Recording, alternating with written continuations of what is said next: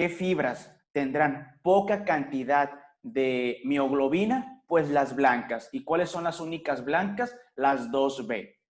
Perfecto. Bueno, también aquí te mencionan los capilares.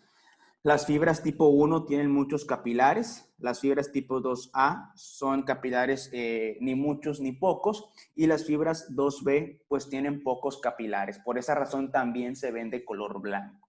Esto es muy importante, de verdad que esto es muy importante, el tipo de fuente de energía, que más adelante lo voy a ver, pero aquí te estoy especificando el tipo de fuente de energía que tiene cada fibra de forma individual. Entonces tenemos diferentes fuentes de obtener ATP. La principal fuente para obtener ATP de las fibras tipo 1, anótale, es un metabolismo aerobio. Metabolismo aerobio. Las fibras tipo 1. Las fibras tipo 2A, aerobio, anaerobio, y las fibras tipo 2B, anótale, anótale, anótale, principalmente anaerobio, anaerobio. Y esto es importante porque tiene que ver con la función de este tipo de fibras. ¿Sí? La pregunta de abajo, o mejor dicho, la clasificación de abajo, también la han preguntado. No me dejarán mentir los que ya estuvieron checando exámenes, si viene, ¿sí?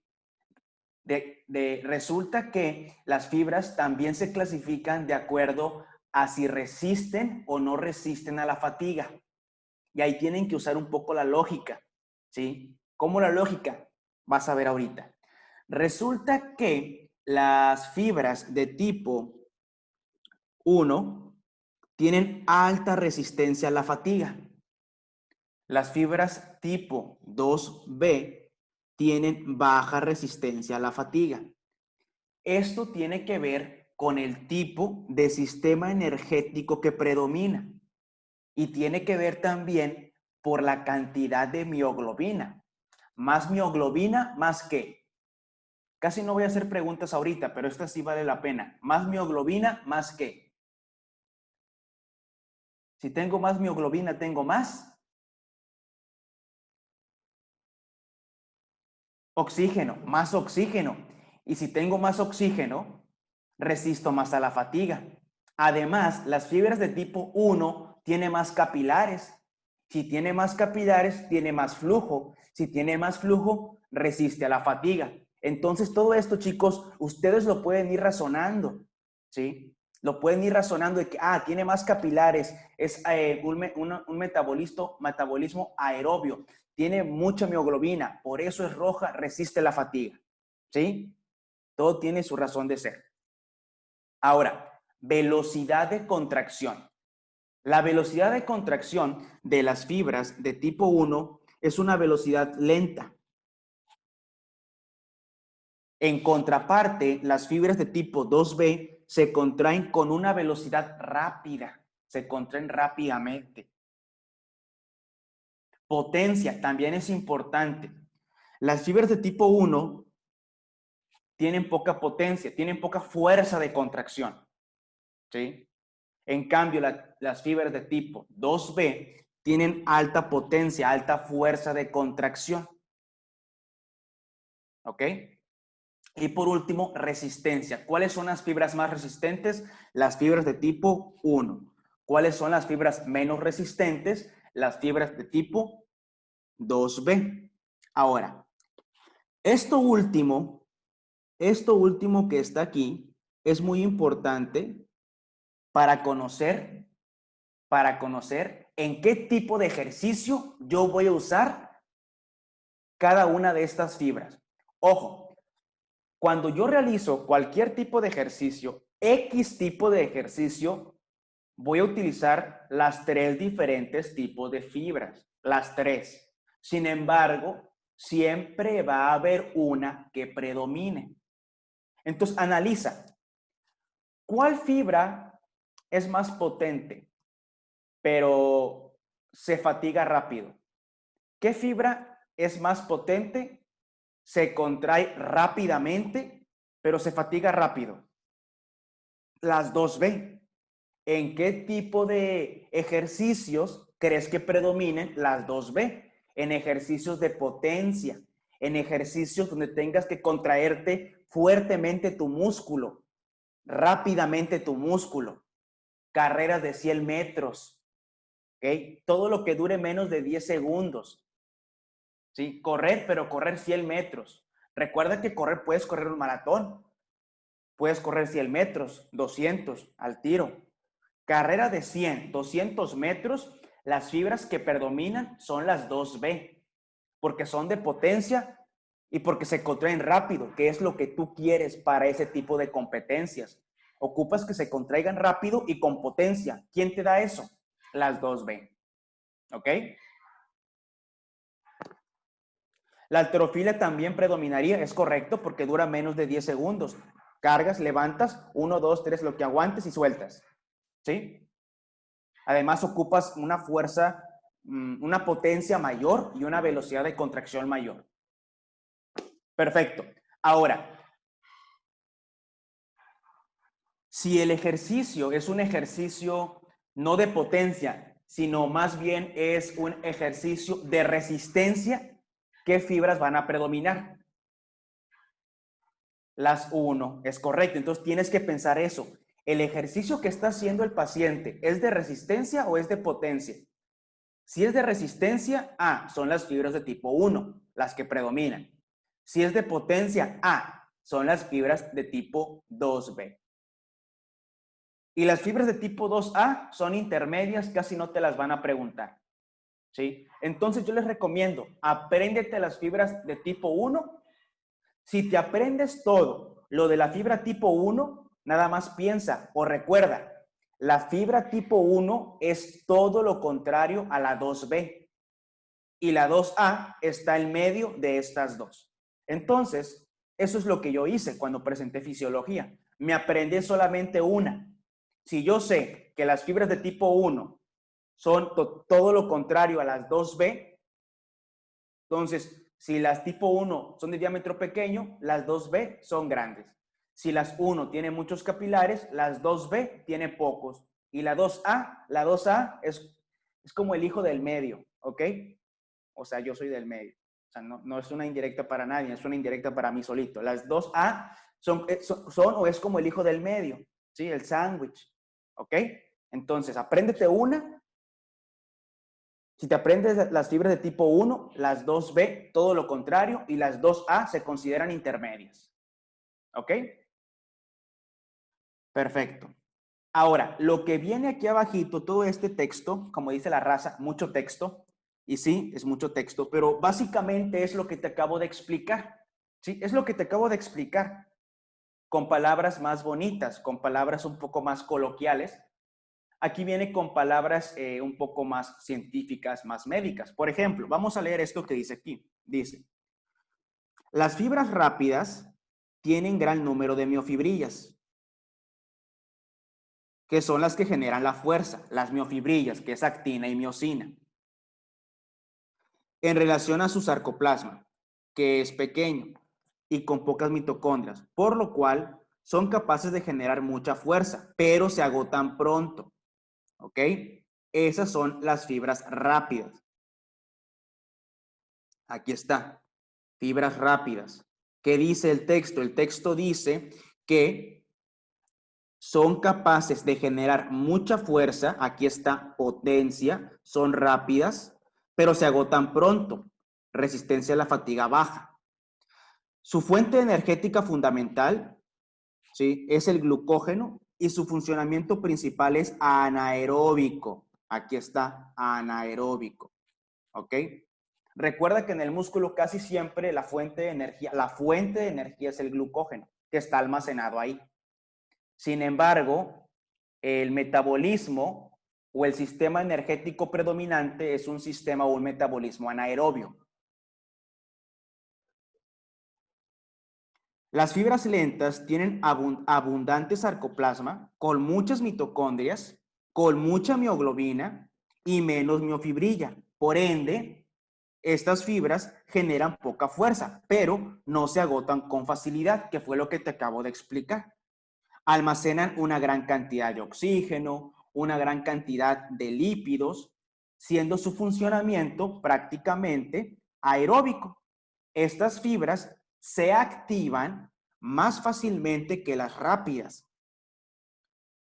porque no precisan grandes cargas o aceleraciones para su reclutamiento, pero debido a su mayor resistencia, necesitan un trabajo más largo. ¿Sí? Muy bien. Y aquí está lo que te comentaba ahorita. La predominancia de fibras lentas, por lo tanto, es favorable para ejercicios de larga duración. Aquí está lo que te comenté. Si el músculo está conformado por muchas fibras lentas, ese músculo va a participar principalmente en ejercicios de larga duración, maratones, por ejemplo. Y la de fibras rápidas para ejercicios de potencia. ¿Ok? Entonces, lo que viene ahí en el texto es básicamente lo mismo que la tabla. Si entendiste la tabla, entiendes el texto. ¿Hay alguna duda con los tipos de fibras musculares? ¿Alguna duda con los diferentes tipos de fibras musculares? Ya empezaron a ladrar los perros. ¿No? ¿Todo bien? ¿Escuchan los perros por ahí cómo están ladrando?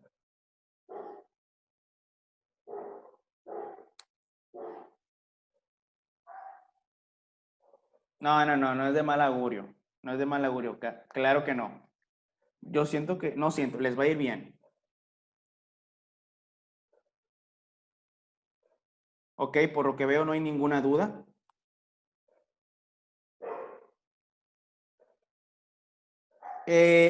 Híjole, es una buena pregunta lo de la calistenia. También se las pueden preguntar. ¿Cuáles son las fibras que más tienden a hipertrofiarse? ¿Cuáles son las fibras que más tienden a hipertrofiarse? Tú vas a contestar las fibras 2, las 2B. Son las fibras que más tienden a hipertrofiarse. ¿Cuáles son las fibras que más tienden a atrofiarse? Las 1. Y eso tiene que ver por la cantidad de miofibrillas. ¿Quién tiene más miofibrillas? Lo acabo de leer. Las fibras de tipo 2. Las fibras de tipo 2 tienen más miofibrilla. Por ende, pueden hipertrofiarse más. ¿Ok? En cambio, las fibras de tipo 1 tienen menos miofibrillas. Por ende, tienden más a la atrofia. Perfecto. Y ahora sí, en cuanto a los sistemas de energía, en cuanto a los sistemas de energía o fuente de energía, aquí va a depender. Si te preguntan músculo cardíaco, tú vas a contestar que la fuente de energía para el músculo cardíaco en reposo son los lípidos, los ácidos grasos libres. Ese es, ojo, es la fuente de energía. De ahí saca la energía los miocardiocitos para contraerse. Ácidos grasos libres. Y esa ha sido pregunta de examen. Ahora, ¿qué pasa con el músculo esquelético? Bueno, en el músculo esquelético se resume todo en esta gráfica que ustedes están viendo en su monitor. Le pueden tomar foto. ¿Cómo voy a saber qué contestar, Benito? La respuesta está en el tiempo. Tiempo. En el examen te van a decir cuánto duró el ejercicio. Si no te dicen, te van a decir qué ejercicio hizo. La halterofilia, el salto, el aventar la bala, aventamiento de disco, 100 metros planos, son ejercicios muy rápidos, menos de 10 segundos, ¿ok?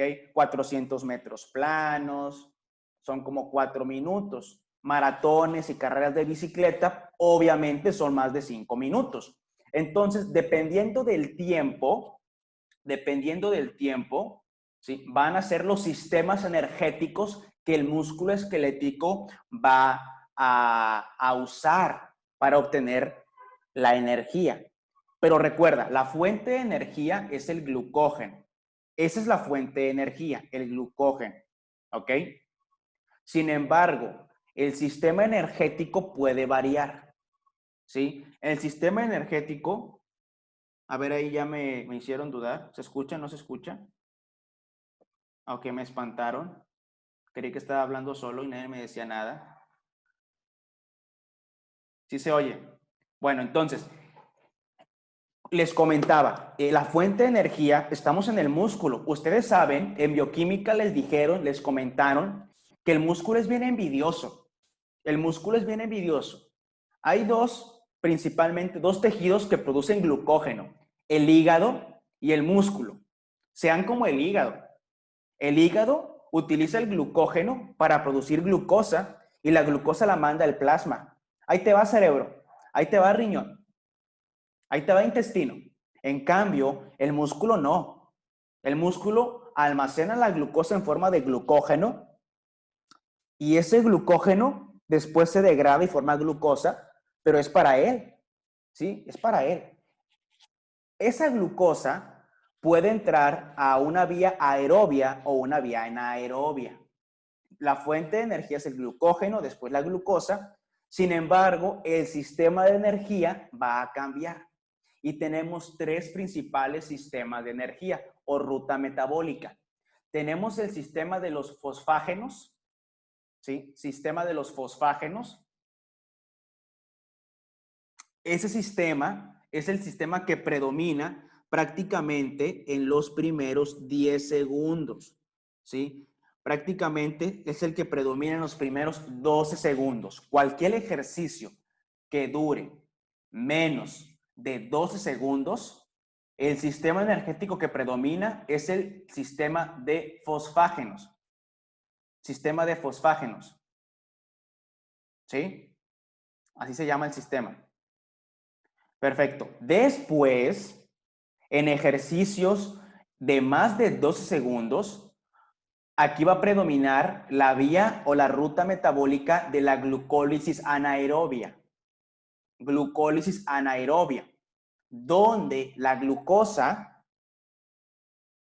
es metabolizada y se convierte en ¿qué? ¿Cuál es el producto final de la glucólisis anaerobia? Lactato, ácido láctico. Muy bien. Recuerda que esta vía es una vía que produce poco ATP, pero tiene una ventaja. ¿Cuál es la ventaja de esta vía? La ventaja de esta vía es que te da ATP de forma rápida.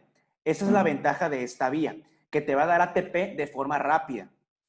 Sin embargo, va a producir ácido láctico. ¿Sí? ¿No les ha pasado a ustedes que quieren empezar el año? Más de alguno de ustedes empezó el 2020 queriendo tener una vida fit y pues fueron al gimnasio, ¿no? O empezaron a correr ahí en su casa. Arriba de 12 segundos, 12 segundos. Empezaron su vida fit, ¿no? O es más, aquellas personas que han ido al gimnasio, yo cuando estaba en segundo semestre de la carrera, empecé a ir al gimnasio, la verdad el gimnasio no es lo mío, empecé a ir al gimnasio y pues hice ejercicio a lo tonto. No sé si a más de alguno les ha pasado. Empecé a hacer ejercicio, pero pues sin ninguna rutina, ¿ok? Yo quería hacer de todo un poco. Al otro día, y obviamente era la primera vez que iba a un gimnasio, obviamente me daba pena empezar con las pesas más pequeñas. Entonces su servidor agarró una pesa, pues para mí un poco pesada, no podía con ella. Entonces, además de que hice el ejercicio mal, al otro día yo tenía mucho ácido láctico, bastante ácido láctico. ¿Por qué? Porque mi cuerpo no estaba acostumbrado a realizar ese tipo de ejercicios. Entonces, mi músculo tenía pocas mitocondrias. Ya después empieza a ir más seguido, más seguido y más seguido, y tu músculo ahora tiene más mitocondrias. Y al tener más mitocondrias, la glucosa, en lugar de irse por la vía anaerobia, se va por la vía aerobia. Ya no formas tanto ácido láctico. ¿Ok? Bueno, entonces, para que no les pase, que no les dé pena empezar con la barra vacía, ya después volví a ir y empecé con la barra vacía. Y ahorita, pues, el 2020 no me ha permitido regresar, entonces no he regresado. A lo que iba con esto es glucólisis anaerobia, que no se les olvide, ácido láctico, de 12 segundos aproximadamente 3 minutos. 12 segundos a 3 minutos, el sistema energético que predomina es la glucólisis anaerobia. ¿Cuál es el inconveniente? La formación de ácido láctico. ¿Cuál es la ventaja? Te da ATP rápida. ¿Sí? Estos dos que están aquí, estos dos sistemas de energía son los sistemas de energía más rápidos. Si te preguntan, ¿cuál es el sistema de energía más rápido? El sistema de los fosfágenos. Y después la glucólisis anaerobia. Y ya después, ¿sí? Cuando son ejercicios más de 5 minutos, más de 4 minutos, que son ejercicios, los ejercicios, ahí usen la lógica, los ejercicios de más de 5 minutos, ¿ustedes creen que son ejercicios de potencia o de resistencia? Ejercicios de más de 5 minutos. ¿Será un ejercicio de potencia o de resistencia? De resistencia. Es correcto, es ejercicio de resistencia. Nadie puede correr a toda su potencia más de 5 minutos. Nadie. ¿Sí? Pero sí puedes correr a toda tu potencia 10 segundos, 15 segundos. No, 10 segundos, porque pues, el récord de Usain Bolt es 9.50 y tantos. O sea, ni él puede correr tan rápido por mucho tiempo. Entonces, ejercicios de más de 5 minutos son ejercicios de resistencia. ¿Sí? Si son ejercicios de resistencia, ¿qué tipo de fibra va a predominar? Tipo 1.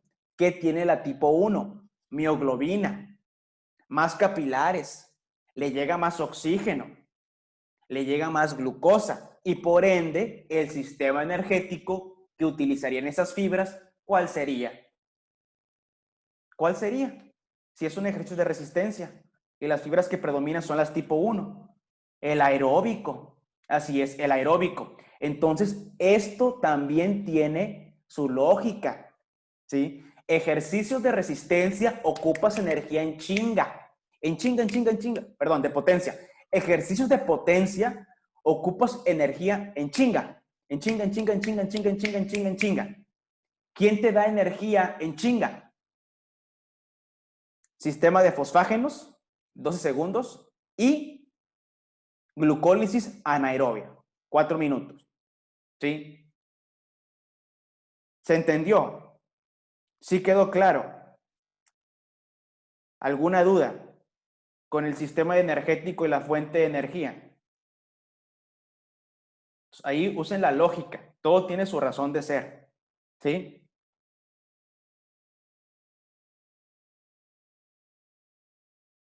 Perfecto. Ok, perfecto. Bueno, ahora sí vamos a platicar acerca de esto, que es los puntos o los criterios de Neuro. Aquí, por única ocasión, esto no se va a volver a repetir, yo les voy a ayudar en el examen, ¿sí? Por única ocasión, ¿sí? Entonces mañana nos ponemos de acuerdo, pero solamente con estos temas. ¿Por qué? Porque pues es muy difícil que vean todo esto. Entonces, la doctora sí les pasó, puso muchos temas, entonces solo por esta ocasión. Pero tampoco se bañan, o sea, tampoco se la bañan. Ahorita les mando un audio en el grupo porque luego se pasan de lanza. Ok, entonces pónganme atención con estos temas. Pónganme atención con estos temas. Entonces, tenemos o vamos a empezar con el tema de riego sanguíneo y metabolismo cerebral. ¿Sí? Ojo, aquí no se va a ver como lo veían en neuroanatomía, que se clavaban con el polígono de Willis. Esto solamente se los puse, pues nomás para que les ocasionara un poco de nostalgia, ¿verdad? Nada más para que ahí se acordaran cuando sufrieron en anatomía, ¿ok? Pero eso ya pasó, ya son personas purificadas, son personas libres de la anatomía. Ahora vamos a pasar fisiología para que se vayan bien contentos a microbiología, ¿sí? Entonces, ese polígono de Willis, ahí está, bien bonito, qué padre, me da mucho gusto, ¿ok? ¿Qué es lo que me interesa? ¿Qué es lo que necesitas saber tú del polígono de Willis? Tú necesitas saber únicamente, así, términos muy generales, que se forma a partir de la carótida interna, que es esta madre que está aquí. Esta madre que está aquí es la carótida interna. Y de las arterias vertebrales, que son estas madres que están aquí. ¿Ok? Las arterias vertebrales se van a fusionar y van a formar a la arteria basilar. Es esta madre que está aquí. Después de la arteria basilar, pues bueno, aquí se van a formar las arterias cerebrales posteriores, que es la que me interesa. la arteria cerebral posterior. Esa sí me interesa. La arteria cerebral posterior, pues se forma a partir de la arteria basilar. ¿Ok? Muy bien. Por otro lado, la irrigación anterior de la masa encefálica está dada por el sistema carotídeo, específicamente la carótida interna. Y entonces, esta madre que está aquí es la carótida interna. Así bien gruesota, es la carótida interna. La carótida interna puede dar un chingo de ramas, ustedes ya saben. Esta rama que está aquí, por ejemplo, es la rama oftálmica que se va a ir acá al ojo y va a formar la arteria central de la retina y la chingada, ¿verdad? Y pues bueno, de la carótida interna se van a formar dos arterias. Una que va a dirigirse en sentido lateral, que es la arteria cerebral media, esta que está aquí, la arteria cerebral media, y otra que se dirige en porción o en sentido central y posteriormente hacia un giro, que es la arteria cerebral anterior. De tal manera que solamente me van a interesar esas tres arterias, la cerebral anterior, la cerebral media y la cerebral posterior. ¿Ok? Ya las anotaste. Y recuerda, hay dos cerebrales anterior, la cerebral anterior derecha y la cerebral anterior izquierda. ¿Sí? La cerebral media derecha y la cerebral media izquierda. Y la cerebral posterior derecha y la cerebral posterior izquierda. Y ya. ¿Ok? Eso lo tienen que saber. ¿Qué es lo que sí tienen que saber? Tienen que saber y les tiene que quedar bien claro esto que está aquí. ¿Cuáles son los territorios que irrigan cada una de estas arterias? ¿Ok? ¿Cuáles son los territorios? Y está muy sencillo, muy sencillo. ¿Sí? La arteria cerebral anterior, acá, la arteria cerebral anterior va a irrigar, imagínate o no te imagines, esto que tú estás viendo aquí es un corte coronal, es un corte transversal de los hemisferios cerebrales, ¿sí?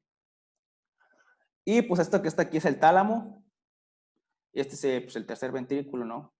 Y bueno, tenemos dos hemisferios cerebrales, el derecho y el izquierdo. Aquí no sale, pero pues aquí está el otro, ¿ok? Entonces tenemos dos, el derecho y el izquierdo. Ahora, los hemisferios cerebrales tienen caras. Esta cara que está aquí se le conoce como cara o como zona medial o interna. Anótale. Zona medial o interna. Esta que está aquí, medial o interna. Y esta que está acá es la lateral. Esta es la lateral o externa. ¿Ok? Entonces, la arteria cerebral anterior va a irrigar la cara medial y la arteria cerebral media va a irrigar la cara lateral. ¿Ok? ¿Ok? Y la arteria cerebral posterior va a irrigar pues el lóbulo occipital, la porción posterior. ¿Sí? Muy bien.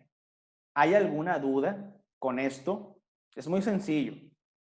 Arteria cerebral anterior, cara medial o interna, arteria cerebral media, cara lateral o externa, y arteria cerebral posterior, pues el lóbulo occipital. ¿Dudas con esto? No creo, vea, está muy sencillo. Ahora, abajo de esta imagen que yo les coloqué, tenemos otra imagen del mismo corte.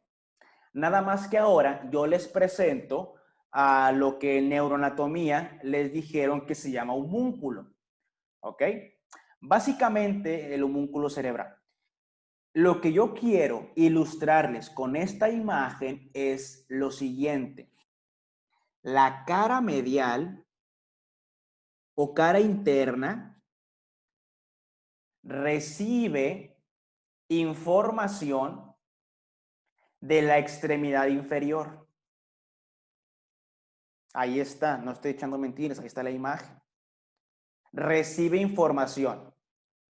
De tal manera que si yo me pellizco, no vamos a hablar de vías, no se los van a preguntar, no viene ahí en su temario, pero de tal manera, si yo me pellizco la pierna derecha, ¿a qué cara va a llegar?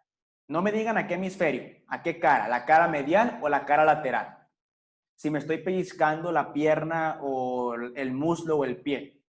va a llegar a la cara medial, cara interna. ¿Ok? Si yo me pellizco, ¿sí? Cualquier parte de la extremidad superior, esa información va a llegar a la cara lateral o cara externa. ¿Sí? ¿Se entiende? Entonces, la información de las extremidades superiores, la información aferente sensitiva de las extremidades superiores, ¿a dónde llega? Lamentablemente, ahorita se lo tienen que aprender de machete. Ya después vamos a ir relacionándolo todo. Pero la información de las extremidades superiores va a llegar a la cara lateral. Y la información de las extremidades inferiores va a llegar a la cara medial. ¿Ok? Entonces, eso es lo que tienes que saber. ¿Sí? También tienes que saber que la información se cruza. ¿Sí? Son las dos cosas que tienes que saber. Dos cosas que tienes que saber son esas. ¿Sí? Número uno, que la información se cruza. Y número dos, a qué cara del hemisferio llega. Por ejemplo, ponme atención, ponme atención. Imagínate que tienes un paciente que no siente la extremidad inferior derecha. No siente la extremidad inferior derecha. La pregunta va a ser si te la llegan a hacer. La pregunta va a ser si te la llegan a poner, ¿ok? ¿Qué arteria está dañada? ¿Qué arteria está dañada? ¿Qué arteria está dañada? Esa va a ser la pregunta, ¿sí? No te pueden preguntar cuál vía, porque eso no lo vieron, pero sí te pueden preguntar qué arteria, ¿sí? Cuando te pregunten eso, vamos a resolverlo en dos. Ahí te va. Primero, ¿qué extremidad está dañada? Inferior. Si la extremidad que está dañada es la inferior, el territorio que está dañado es la cara interna. Entonces ya sabes que está jodida la cara interna. Y yo te dije que todo se cruza. Entonces, si no siente la extremidad inferior derecha, quiere decir que está dañado el lado izquierdo. Juntas esas dos cosas y vas a tener que está dañada la cara interna del hemisferio izquierdo. Y ahí está el daño. Cara interna del hemisferio izquierdo.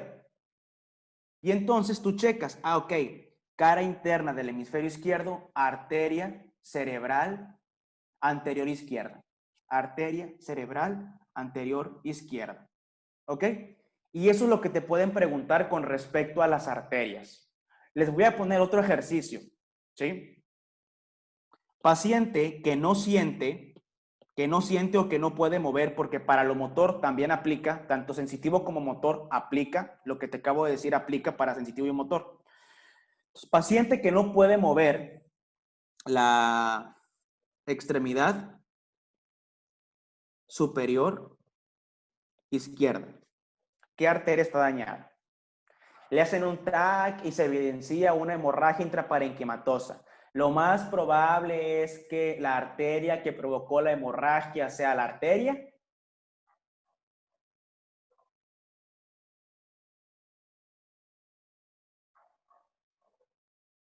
Les voy a dar un poquito de chance.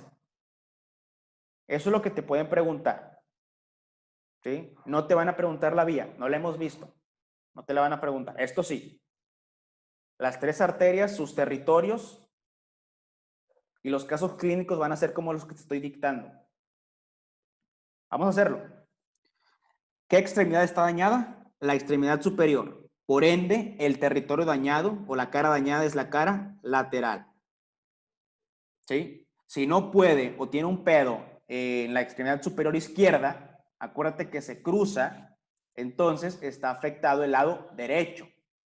El problema está entonces en el hemisferio, perdónenme, en la cara lateral del hemisferio. ¿De qué hemisferio? Derecho. Cara lateral a arteria cerebral media derecha. ¿Ok? Perfecto. Todos se la sacaron bien. Todos se la sacaron bien. Me da mucho gusto. Recuerden que este video se está grabando para que, pues, lo puedan ver. Entonces, voy a continuar. ¿Ok? Voy a continuar. Entonces, ya sabes cómo va a llegar el flujo sanguíneo, ya sabes cómo llega a la masa encefálica, llega por vasos, ya sabes cuáles son las principales arterias. Ahora, hablemos un poco de forma más específica del flujo sanguíneo cerebral. Flujo sanguíneo cerebral. Bueno, al hablar del flujo sanguíneo cerebral, primero tenemos que saber nosotros qué es o cómo se define. Y se define como la cantidad de sangre que llega al cerebro por unidad de tiempo, o sea, por minuto. Es el flujo sanguíneo cerebral, la cantidad de sangre que llega al cerebro en un minuto. Y obviamente todos sabemos que esa sangre viene de dónde. Esa sangre proviene de una estructura llamada corazón.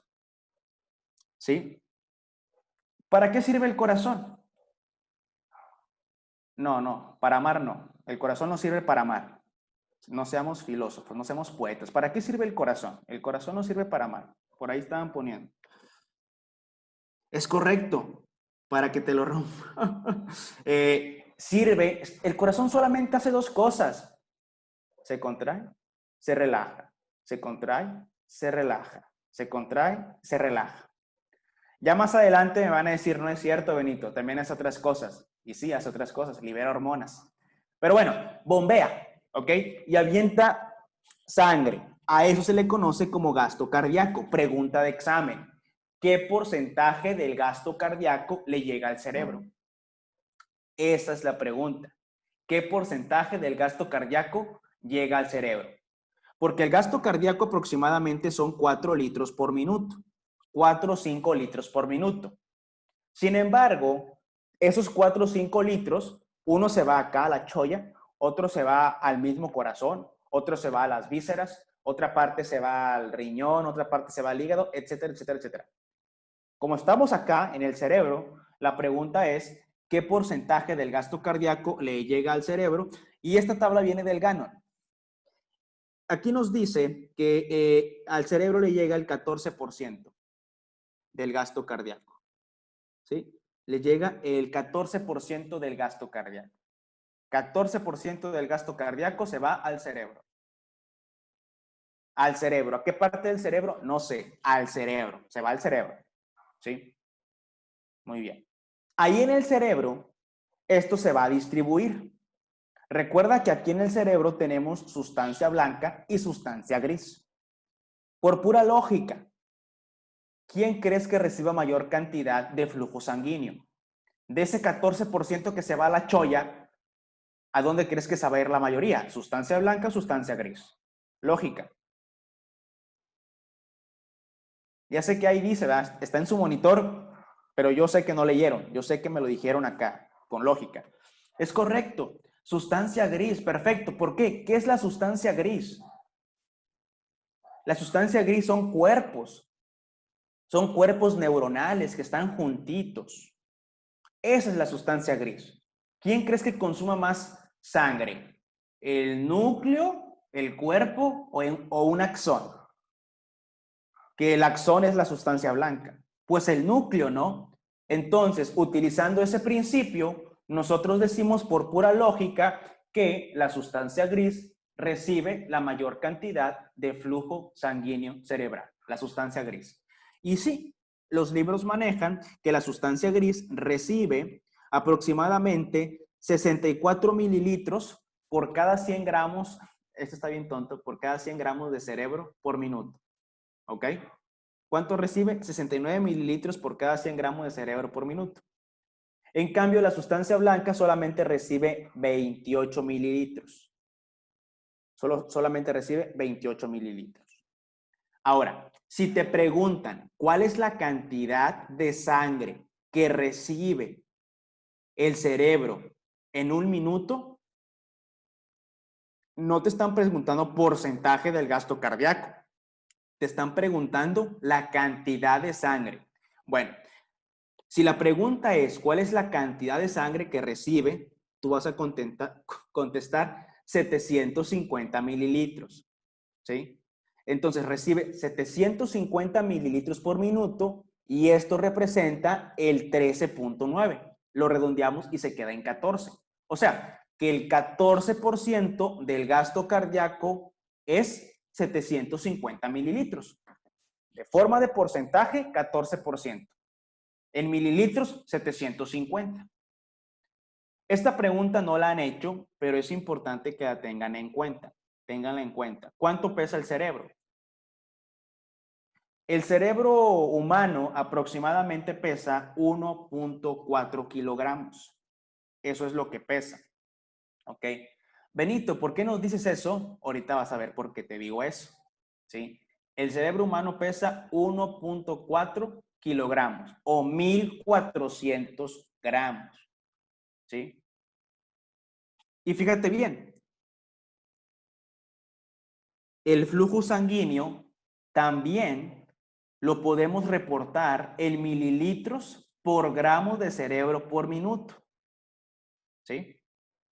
Entonces, el cerebro recibe 54 mililitros de sangre por cada 100 gramos de masa encefálica por minuto.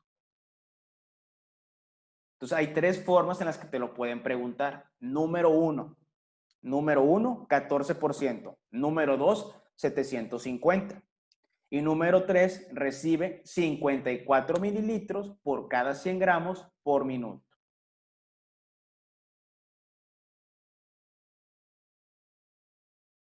Ah, sí. En el boron inclusive, el boron te los maneja diferente. El boron te dice que el cerebro de una mujer y el cerebro de un hombre pesan diferente y te dan peso diferente. O sea, uno para el hombre y otro para la mujer, que es 1.5 para el hombre y un poco menos para la mujer. Sin embargo, para fines de examen, siempre en lo que llevo de experiencia han puesto estos valores como correctos.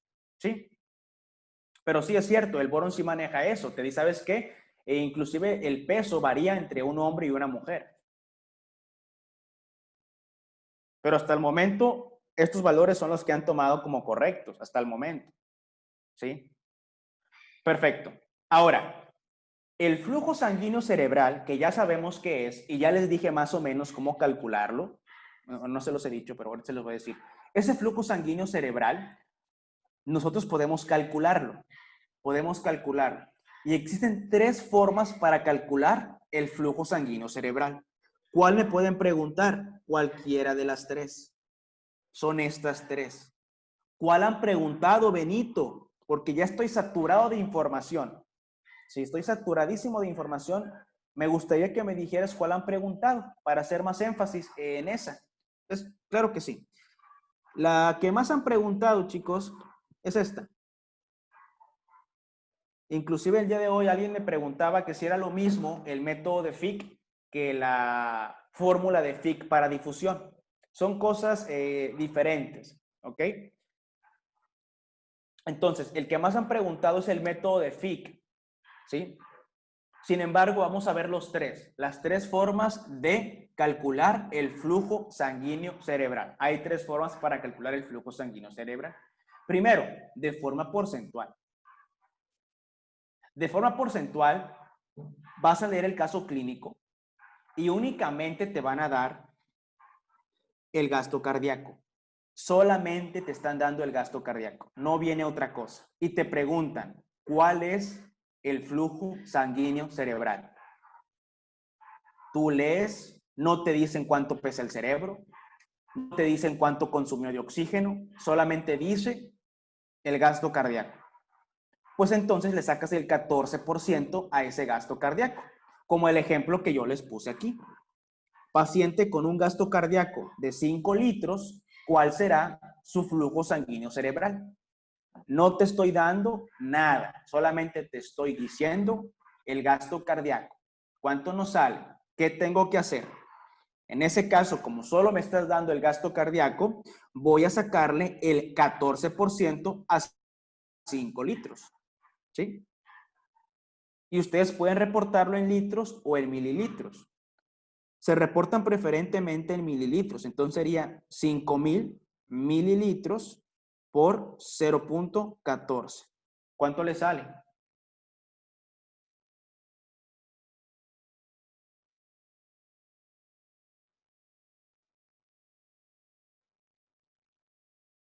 Yasmín dice que 700. Damaris dice que 700. Iván Pesina dice que 700.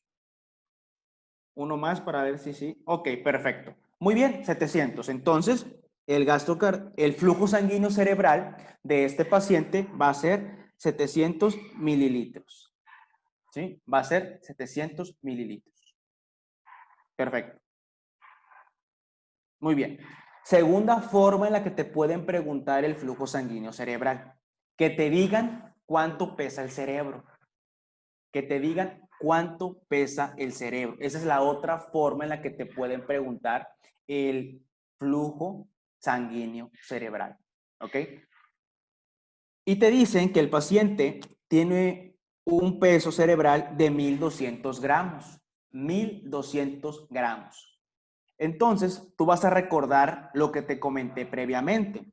Tú vas a recordar que el flujo sanguíneo cerebral es igual a 54 mililitros por cada 100 gramos de masa encefálica por minuto.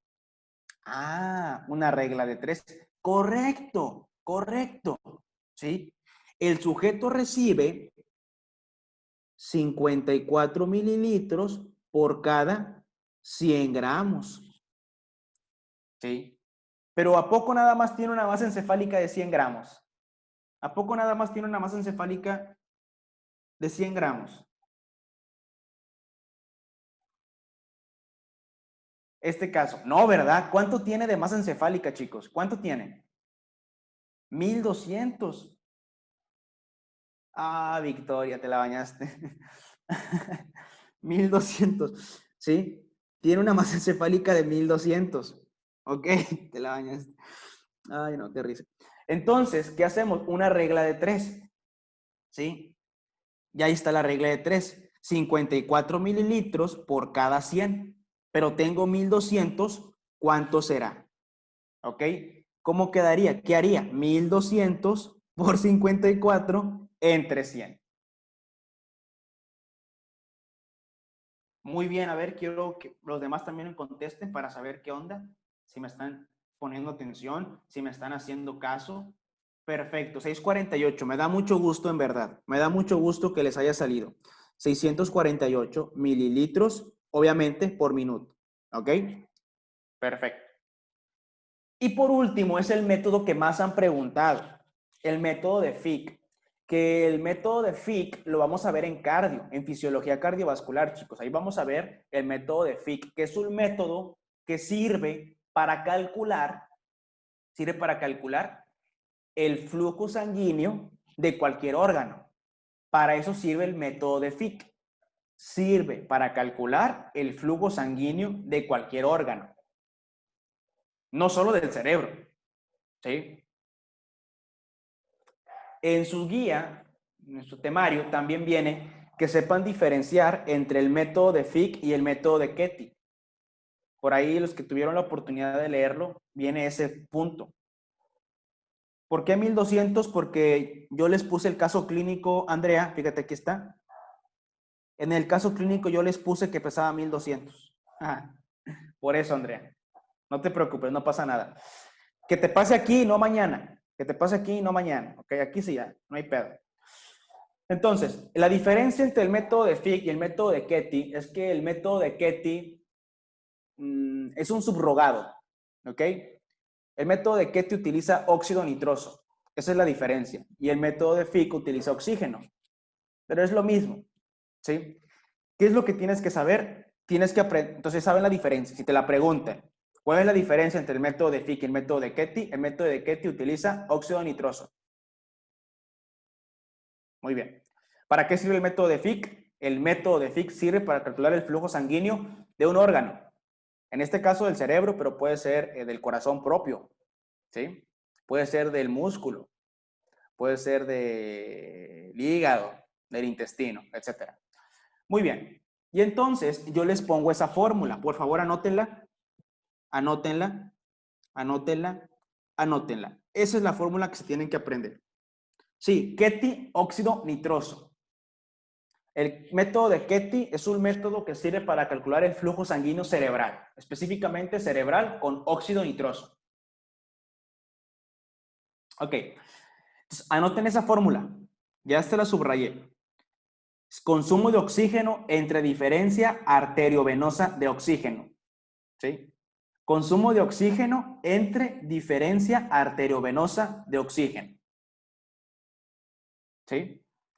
Ya anoté la fórmula, Benito, ya la anoté y es muy sencilla, pero ¿cómo me lo pueden preguntar? ¿Sí? Bueno, te lo van a preguntar, si es que te lo preguntan, de la siguiente manera, como el tercer ejemplo que viene en tu pantalla. Ese tercer ejemplo es un ejemplo de cómo calcular el flujo sanguíneo cerebral con el método de Fick. Presta atención, por favor. Resulta que te están dando a un paciente que ya que no te importe, no de mosca, que no te importe cómo sacaron los datos, ¿ok? En la vida real es que no se utiliza esto porque pues, es difícil sacar estos datos, ¿verdad? Pero aquí te están dando los datos. Entonces te dicen que el cerebro de ese sujeto consume 50 mililitros de oxígeno, ¿sí? Eso es lo que consume. Aquí está, consumo de oxígeno. Ya te lo están dando, consumo de oxígeno, ¿ok? Y te dice que la concentración de oxígeno en la sangre arterial es de 105 mililitros de oxígeno por litro de sangre. 105 mililitros de oxígeno por litro de sangre. Y en el extremo venoso, de 50 mililitros de oxígeno por litro de sangre. ¿Ok? Muy bien. En la parte de arriba voy a hacer el problema. ¿Qué es lo que voy a hacer? Voy a anotarlo con toy unidades. Por favor, anótenlo también ustedes con toy unidades, porque después me preguntan mucho, oye, ¿qué hago con las unidades? Anótalo con toy unidades. ¿Qué voy a hacer? ¿Cuánto consumo de oxígeno? 50 mililitros por minuto. Perfecto. Y lo voy a dividir entre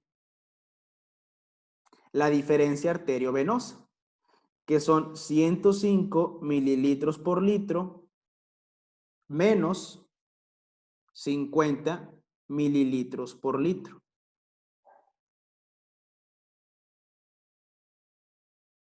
105 menos 50, ¿cuánto me sale? Échenme la mano. 55, ¿ah? Muy bien, 55. Entonces, ¿qué tengo que hacer? Voy a dividir 50 mililitros por minuto entre 55 litros, perdóname, 55 mililitros por litro. ¿Cuánto me sale? Muy bien. Ojo aquí, presta atención. Como estoy dividiendo, se eliminan los mililitros. Y la respuesta va a estar en 0.90 litros por minuto. ¿Ok? Elimino los mililitros y la respuesta me queda en litros por minuto. Idealmente, tienes que convertirlo a mililitros. Esto lo conviertes a mililitros y sale pues 900 mililitros por minuto. Listo. Listo. ¿Dudas de cómo calcular el flujo sanguíneo cerebral con el método de Fick?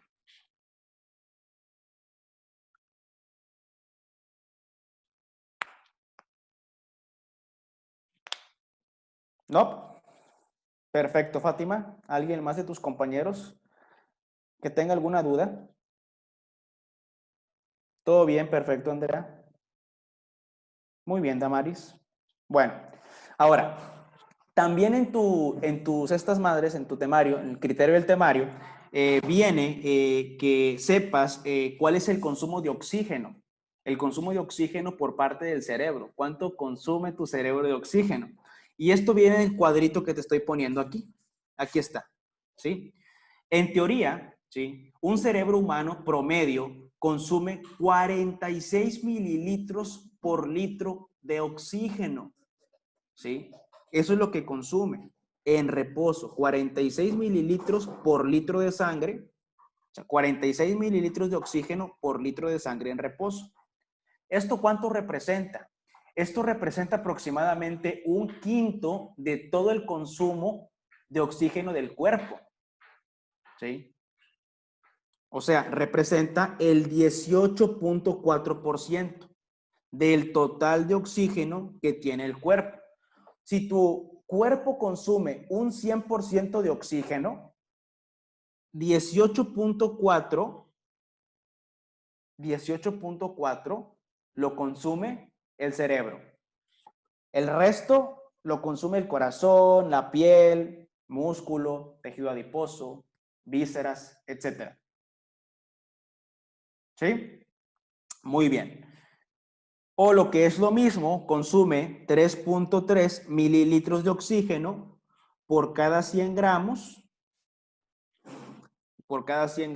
de masa encefálica en un minuto.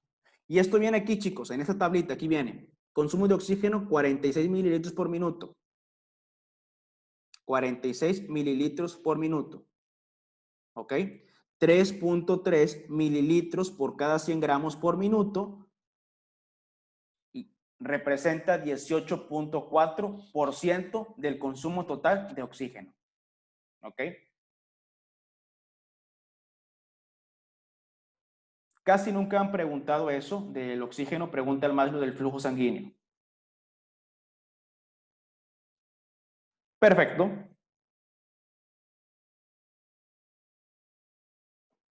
Muy bien.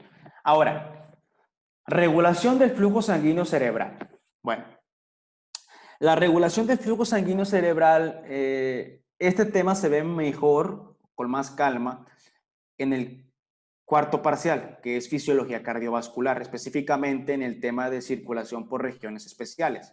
Sin embargo, aquí les gusta preguntar básicamente dos formas de regulación del flujo sanguíneo cerebral. ¿Ok? Y son básicamente estas dos.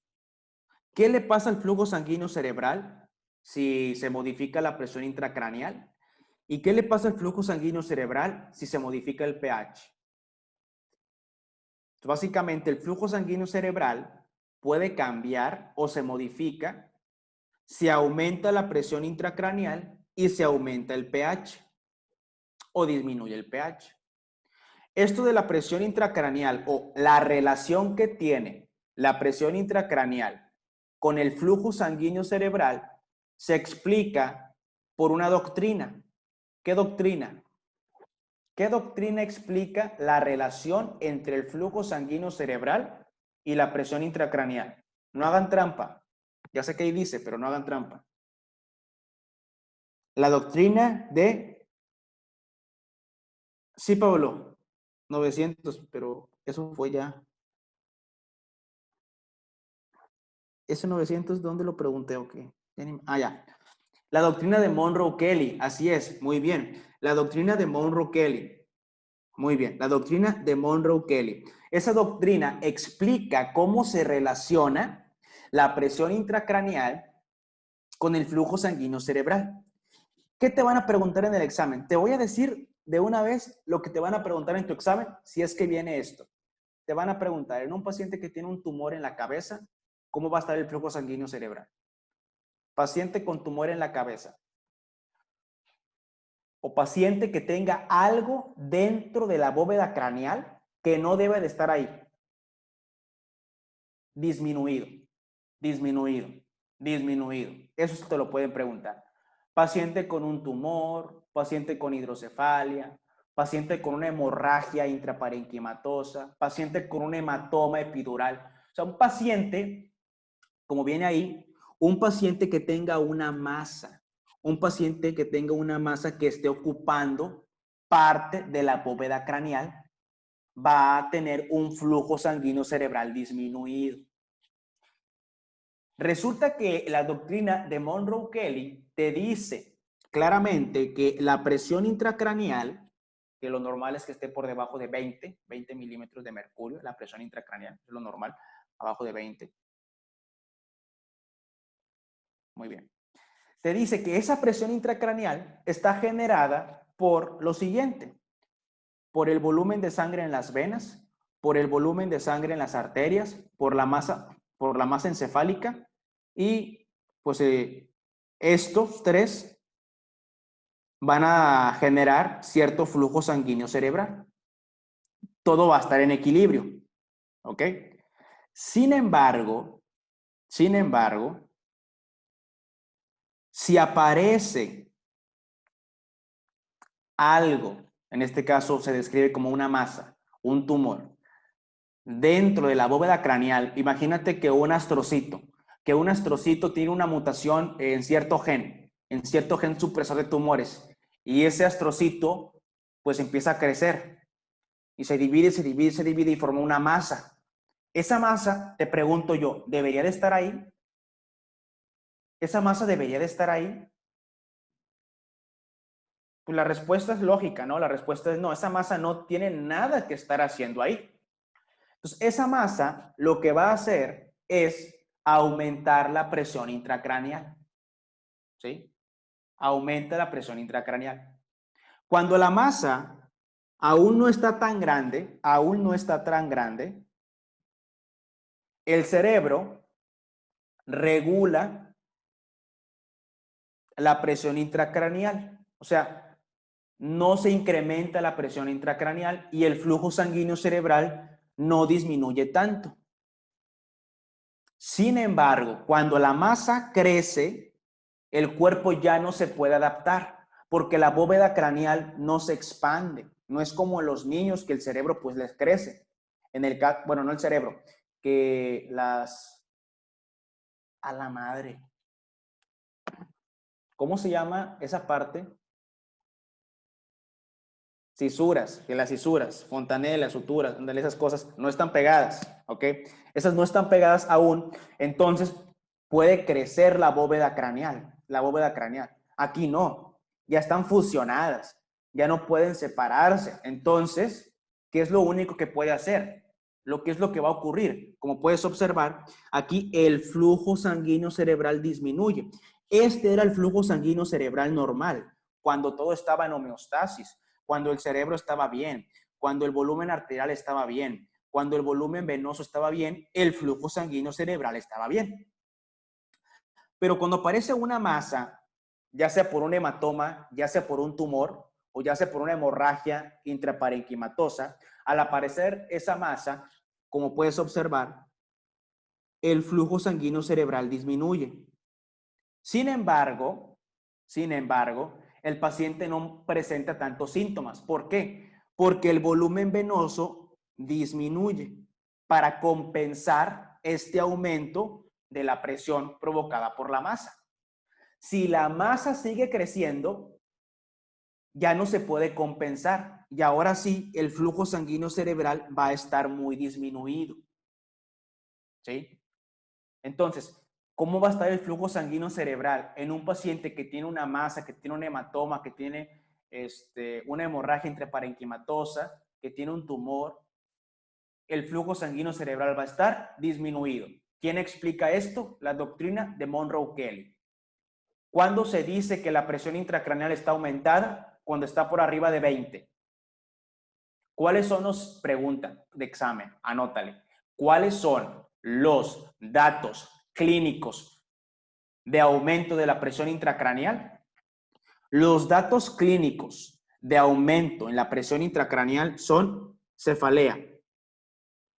Le duele la cabeza. Eso es la cefalea. ¿Quién puso molleras? Cefalea. Número 2, vómito. Vómito en proyectil. Y número 3, a ver, ¿quién me dice el número 3? Ya me cansé de hablar. ¿Quién me dice el número 3? Excelente, Pablo. Papiledema.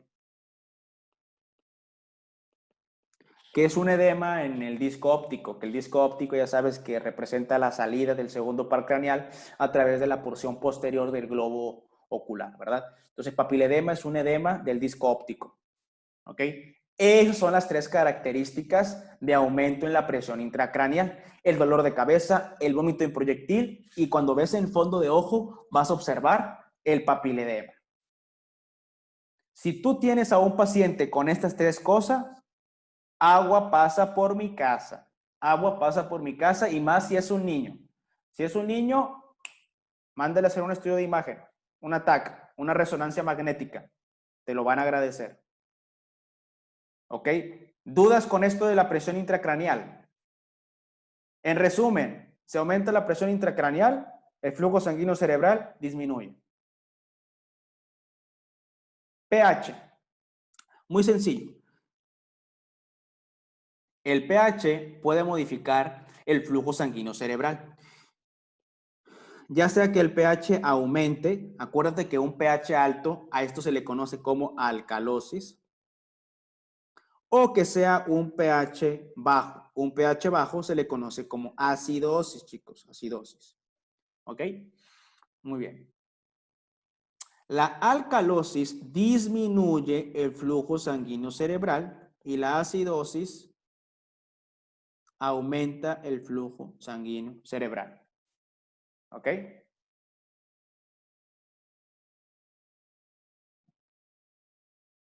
¿Cómo podemos provocar alcalosis? La alcalosis la podemos provocar poniendo hiperventilar al paciente. Te lo pueden preguntar. Puede que en el examen no te digan, porque son malvados, puede que en el examen no te digan que el paciente tiene alcalosis, pero te van a poner que al paciente lo ponen a hiperventilar. La hiperventilación va a provocar, chicos, una alcalosis de tipo respiratoria, que para fines del primer parcial no te voy a explicar eso. Pero sí quiero que sepas que va a ser una alcalosis y que una alcalosis se caracteriza porque aumenta el pH. O sea, disminuyen los hidrogeniones y esto va a provocar una vasoconstricción. Esa vasoconstricción va a provocar una disminución del flujo sanguíneo cerebral. Entonces, aquí voy a terminar de escribir hiperventilación. Muy bien. Perfecto. ¿Dudas con estos dos?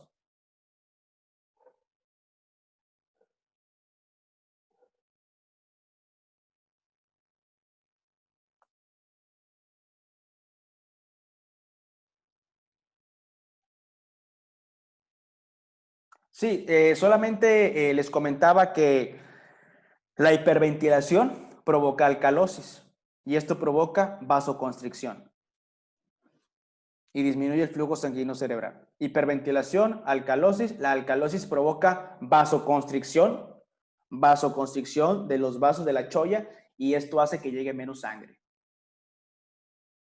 Pues sí. ¿Cómo que ejemplo de acidosis? Ah, no, porque esto tiene una razón de ser, ¿sí? Que ahorita se las voy a explicar. La acidosis no X, pero la hiperventilación sí se utiliza en la medicina. Se utiliza en pacientes que tienen edema cerebral. ¿Sí? Una forma de disminuir el edema cerebral es ponerlo a hiperventilar. Pero ahorita se los iba a explicar. Tranquilos, no coman ansias.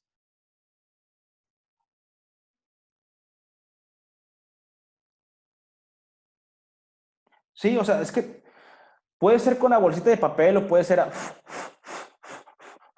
así. Los que han ido al show de John Milton, básicamente es eso. Los ponen a hiperventilar. Y después de un tiempo, ¿qué sienten? ¿Qué le pasa a la gente? Cuando están hiperventilando, después de un tiempo. Número uno, hay alcalosis. ¿Y qué hay? Hipocalcemia. Y si hay hipocalcemia, ¿qué pasa si hay hipocalcemia? Aumenta la excitabilidad. Se contraen los músculos. Y por eso la gente está así.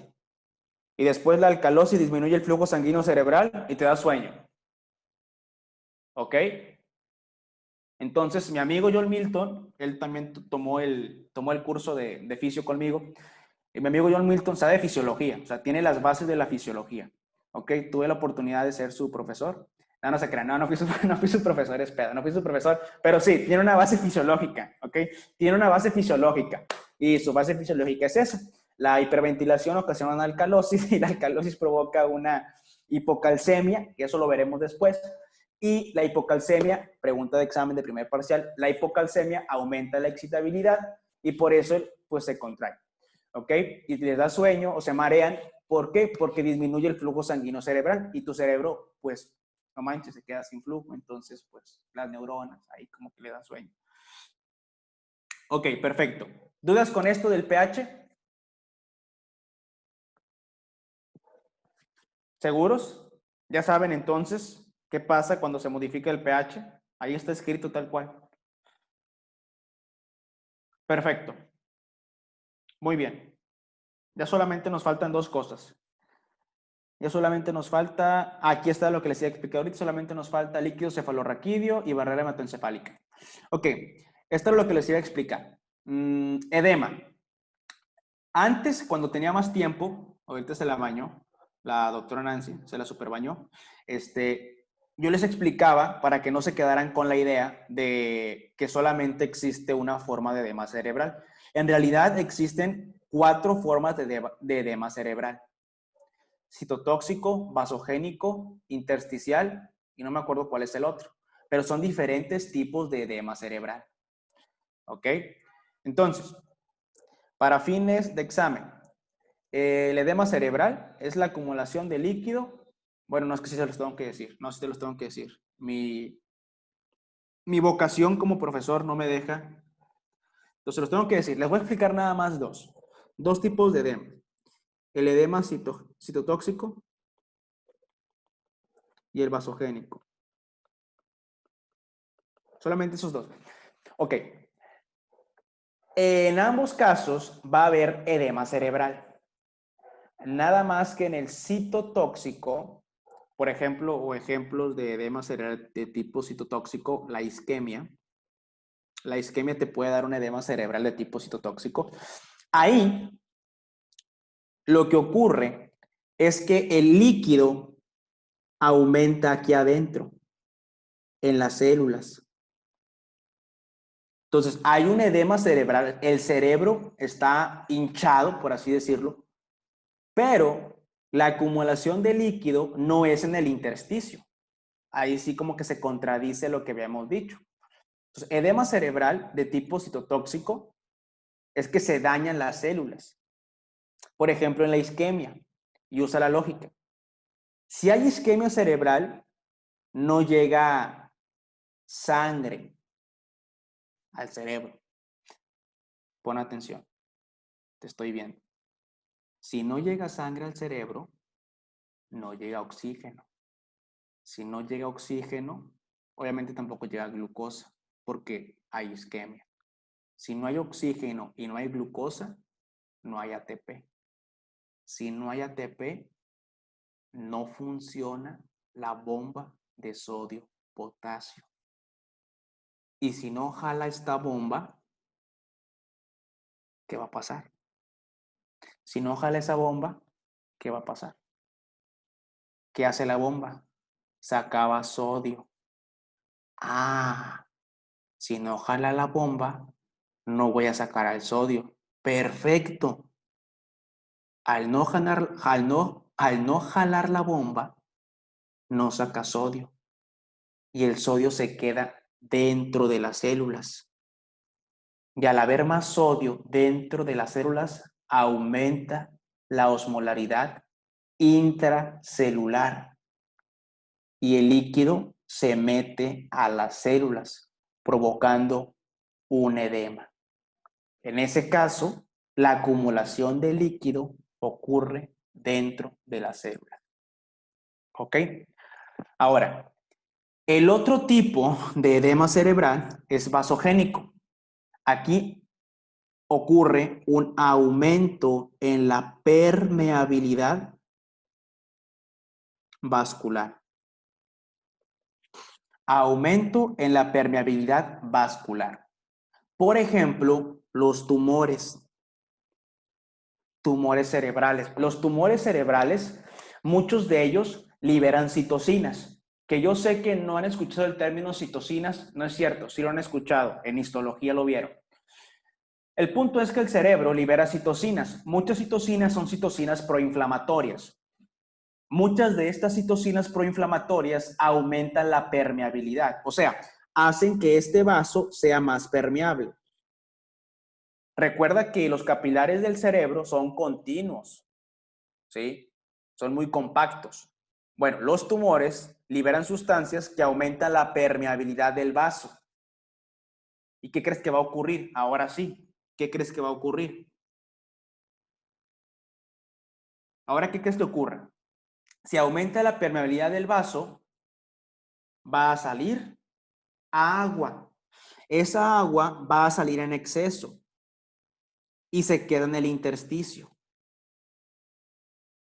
Se queda en el intersticio.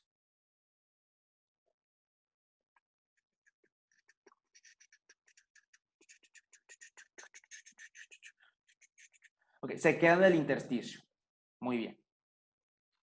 Tratamiento para el shock vasogénico, anótale, dexametasona. O hiperventilación.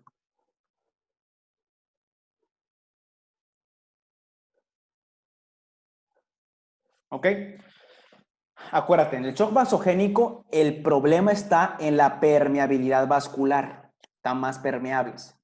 La dexametasona es un antiinflamatorio. La dexametasona disminuye la síntesis de citocinas. Entonces, si tú le das dexametasona al paciente,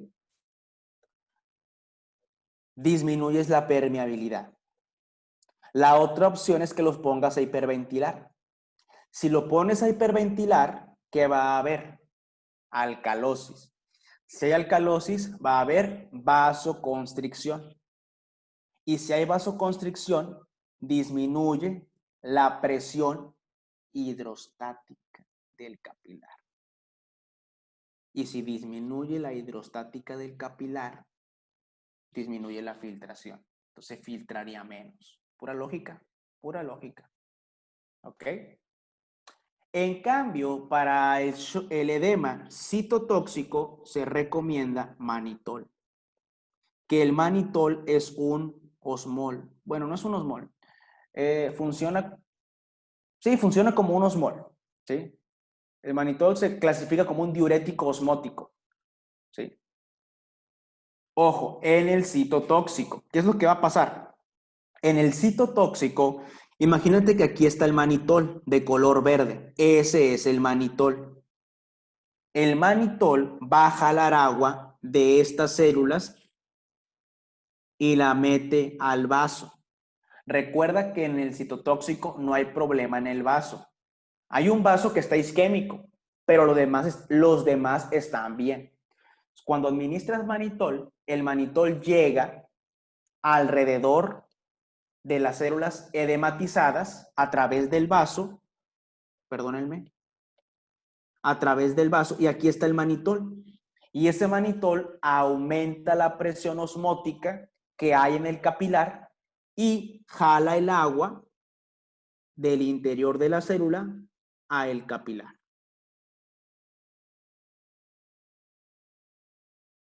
¿Sí quedó claro? ¿Quedó claro, chicos? ¿Todo bien? ¿Todo correcto? ¿Sí? Perfecto. Muy bien.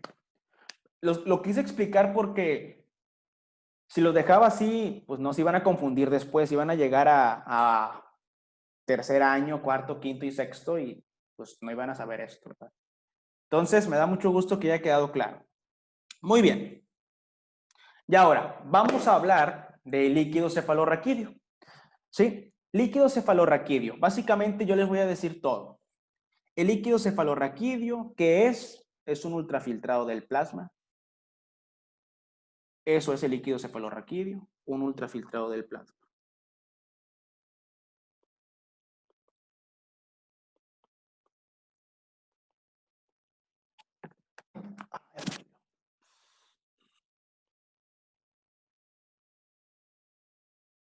¿Dónde se sintetiza el líquido cefalorraquídeo? Bueno, la gran mayoría de líquido cefalorraquídeo se produce en los plexos coroideos. Plexos coroideos, chicos.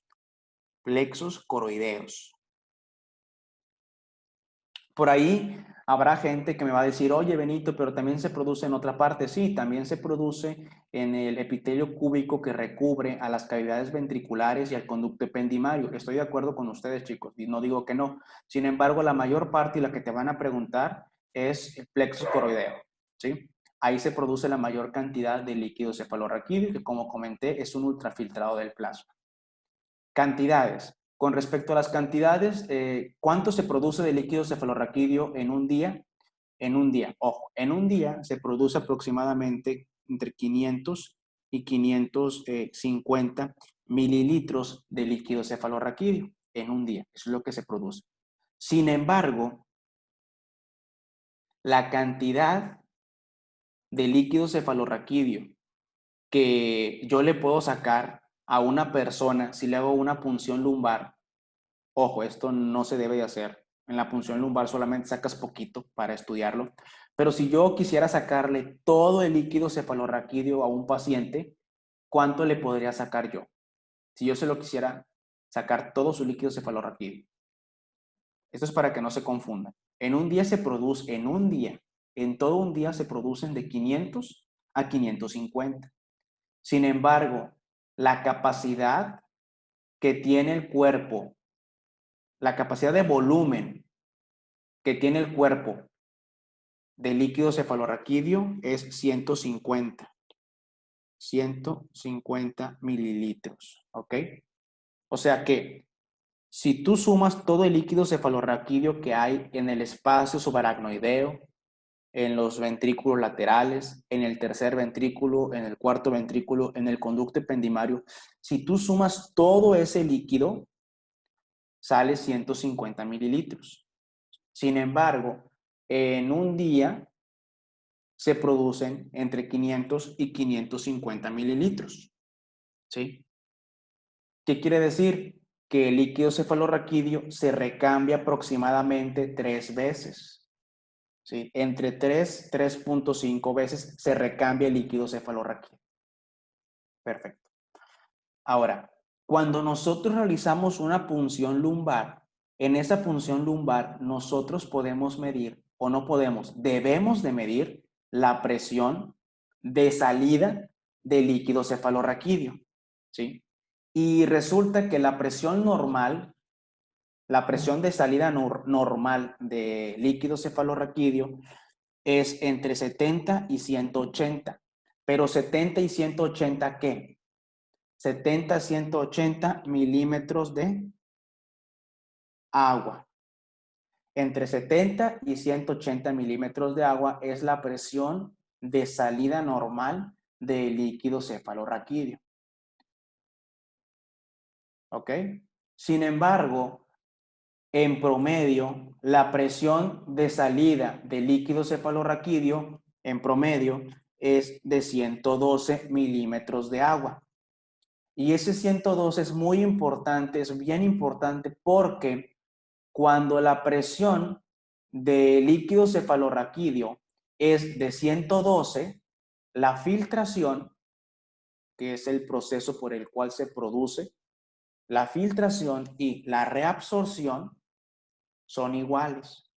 Entonces, ¿a qué presión de salida de LCR la filtración y la reabsorción son iguales? A 112 milímetros de agua. A esa presión, la filtración, o sea, la síntesis y la reabsorción son iguales, o sea, ocurren a la misma velocidad. Y bien importante, porque también esto lo han preguntado, cuando la presión está por debajo de 68 milímetros de agua, cuando la presión está por debajo de 68 milímetros de agua, se detiene la absorción. Se detiene la absorción. Y esos numeritos te los tienes que aprender. Función. En cuanto a la función, bueno, la función del líquido cefalorraquídeo, número 1 es protección.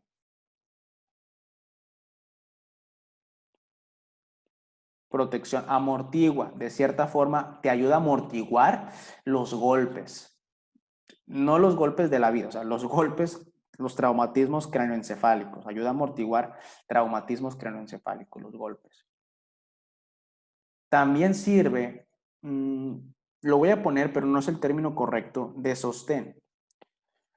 ¿Cómo que de sostén, Benito? Sí. ¿Qué pasa cuando tú cargas a una persona o cargas cierta cantidad de kilogramos ahorita? Tú carga ahorita una piedra, ve a buscar una piedra de 50 kilogramos y cárgala. Y después busca una alberca y métete a la alberca con esa misma piedra. Háganlo, aquí los espero. No, no se crean. Pero por lógica, ¿qué va a pasar? ¿Qué pasa si tú cargas 50 kilogramos afuera del agua y después te metes al agua y cargas esos mismos 50 kilogramos? ¿Dónde sientes que pesa menos?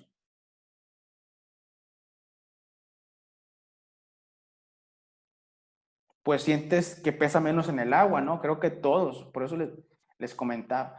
Bueno, ¿qué sucedería? ¿Qué sucedería si no existiera líquido cefalorraquídeo? Si no existiera líquido cefalorraquídeo, en primer lugar, pues tendrías dolor de cabeza. Pero el cerebro pesaría más. El cerebro pesaría aproximadamente lo que pesa realmente, 1.4 kilogramos. Gracias al líquido cefalorraquídeo,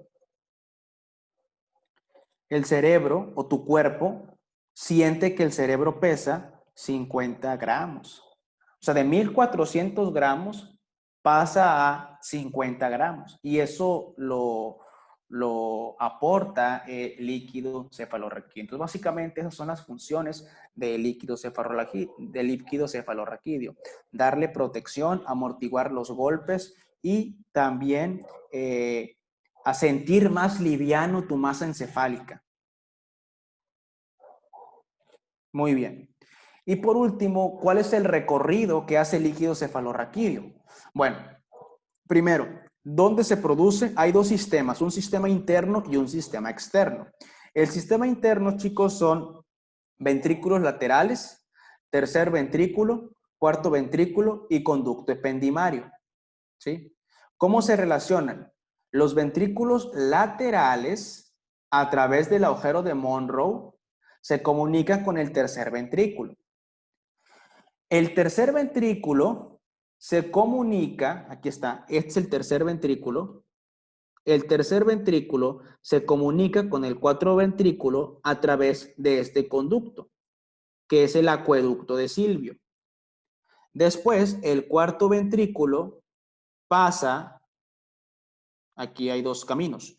Número 1, se continúa a través del conducto ependimario y número 2, sale a través de los agujeros de Luschka y Magendie y pasa a la cisterna magna. Y de aquí se distribuye por todo el espacio subaracnoideo. Entonces, ¿quién comunica el sistema interno con el sistema externo? Los agujeros de Luschka y de Magendie. Esos agujeros comunican el sistema interno con el externo. ¿Quién es el sistema interno? El sistema interno son ventrículos laterales, tercer ventrículo, cuarto ventrículo, conducto ependimario. O sea, son las cavidades de la masa encefálica. ¿Sí? Cavidades de los hemisferios cerebrales, los ventrículos laterales. Cavidad del diencéfalo, el tercer ventrículo. ¿Sí? Cavidad del mesencéfalo, no es una cavidad, pero es el acueducto de Silvio. Cavidad de la médula espinal, el conducto ependimario. Entonces, esos vienen siendo o son el sistema interno. El sistema interno se comunica, como puedes ver aquí, con el externo a través de los agujeros de Luschka y Magendie. Y el sistema externo es todo el espacio subaracnoideo. ¿Es necesario que el líquido cefalorraquídeo salga? Sí, sí es necesario. ¿Por qué? Porque la reabsorción ocurre afuera. Se produce aquí, aquí se produce. Sin embargo, para poder reabsorberse, tiene que salir y llegar a las vellosidades y a las granulaciones. Vellosidades y granulaciones aracnoideas. Y aquí se reabsorbe. Recordarte que a una presión de 112, la filtración y la reabsorción son iguales, a la misma velocidad, a esta presión de salida. ¿Ok? Y recordarte que cuando la presión está por debajo de 70, se detiene la absorción. O sea, si tienes un paciente que tiene una presión de salida de 50 y te preguntan cómo está la reabsorción del líquido cefalorraquídeo, va a estar disminuida, por lo que te estoy diciendo. Si la presión de salida está por debajo de 70, 68, 60, esas presiones, la absorción de LCR va a estar detenida, o sea, va a estar disminuida. Después, contenido de líquido cefalorraquídeo. ¿Qué es lo que tiene el líquido cefalorraquídeo? Ay, Benito, son muchas cosas, ya no puedo, son muchas cosas que me tengo que aprender. Tranquilos, no pasa nada, tranquilos. No te tienes que aprender esta tabla, no. Bueno, no toda.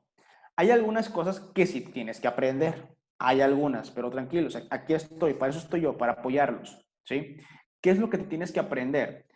Básicamente, apréndete esto, apréndete esto, ¿sí? ¿Qué es lo más útil? Eso es lo más útil del líquido cefalorraquídeo. Proteínas, glucosa y no viene aquí, células. Células. Eso es lo más importante, ¿sí? Proteínas, acuérdate que hay muy pocas proteínas. Como es un ultrafiltrado, las proteínas no se filtran, ¿ok? Se filtran muy pocas, por eso solamente hay 20 miligramos por decilitro. Y la glucosa, pues la glucosa es un poco más baja, 64 miligramos por decilitro. Todo lo demás es muy parecido. En cuanto a células,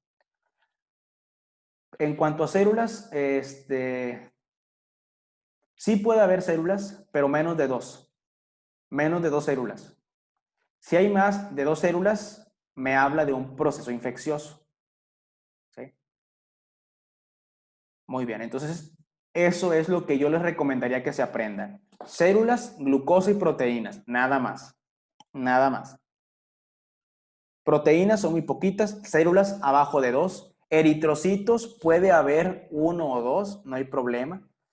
¿Sí? Arriba de 2 ya estaríamos hablando de pues una hemorragia, por ahí debe de haber una hemorragia subaracnoidea. Cuando hay más de 2 leucocitos, hablamos de una meningitis. ¿Sí? Entonces, muchos eritrocitos, hemorragia subaracnoidea. Muchos leucocitos, meningitis. Para saber qué tipo de meningitis tiene el paciente, para eso medimos las proteínas y la glucosa. ¿Sí? Si es una meningitis por virus, los virus no comen glucosa. Es una meningitis por virus, la glucosa va a estar normal. Pero si es una meningitis por bacterias, la glucosa va a estar baja. ¿Ok? Eso no se los van a preguntar, pero es para la vida. Yo sé que a lo mejor ahorita no quieren aprender para la vida, pero pues nomás se los comento. Dos eritrocitos aproximadamente. ¿Sí? Perfecto. Muy bien. Ahora, hidrocefalias. De LCR, también te pueden preguntar hidrocefalias. ¿Qué es la hidrocefalia? La hidrocefalia es la dilatación. La hidrocefalia es la dilatación de los ventrículos. Esa es hidrocefalia, la acumulación de líquido en el sistema ventricular, provocando una dilatación de los mismos. ¿Sí? Hay una clasificación que es la clasificación más vieja, sin embargo es la que te preguntan en el examen, que te clasifica a las hidrocefalias en dos. Una hidrocefalia de tipo comunicante, y una hidrocefalia de tipo no comunicante. Ya me lo terminamos, tranquilos, comunicante. ¿Sí? La comunicante también se le conoce como externa. Y a la no comunicante también se le conoce como interna. ¿Sí? Ahora, causas. Bueno, causas de la hidrocefalia comunicante o externa. Bueno, aquí vamos a decir, aquí nada más acuérdense, la comunicante o externa es aquella hidrocefalia donde no hay obstrucción. Comunicante o externa no hay obstrucción. No hay. ¿Sí? Para saber si es, ojo, para saber si es comunicante o no comunicante,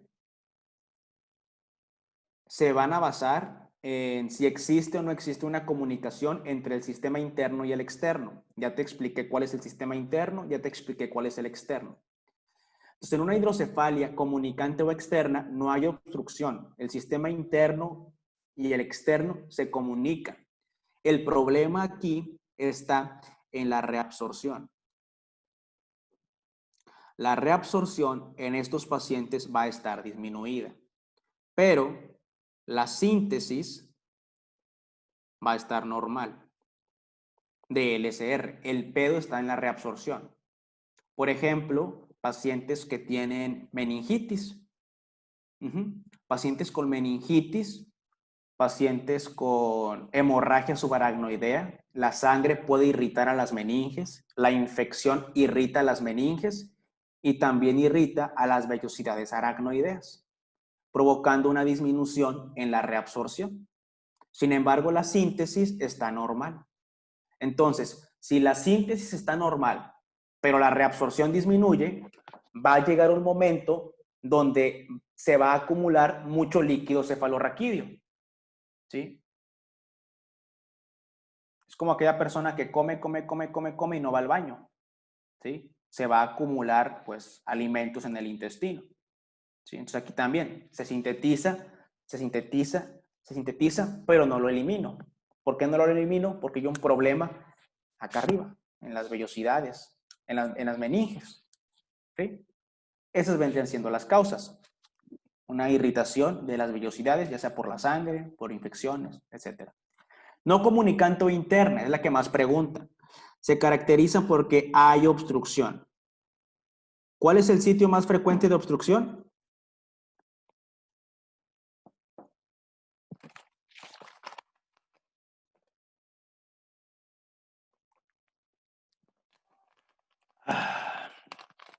Bien, el acueducto de Silvio. El acueducto de Silvio. Y es muy frecuente en los niños recién nacidos. Por eso, si tú pones hidrocefalia, en internet te van a aparecer imágenes de bebecitos, de bebecines, ahí, con los ventrículos dilatados. Entonces, el sitio más común de la obstrucción es el acueducto de Silvio, pero también puede ser el agujero de Monroe, también puede ser Luska o Magendie. Cualquier obstrucción que evite la comunicación entre el sistema interno y el sistema externo va a provocar una hidrocefalia. Y tiene sentido, ¿no? Porque para poder reabsorberse tiene que salir, ¿sí? Pero si hay obstrucción aquí o aquí, pues no va a salir y entonces se va a acumular, ¿sí? Entonces hay una obstrucción. En este paciente la síntesis va a estar normal. ¿Y cómo va a estar la reabsorción? La síntesis está normal, se sigue produciendo igual, pero ¿cómo va a estar la reabsorción? Excelente, Fátima. La respuesta no es bloqueada, pero por ahí vas.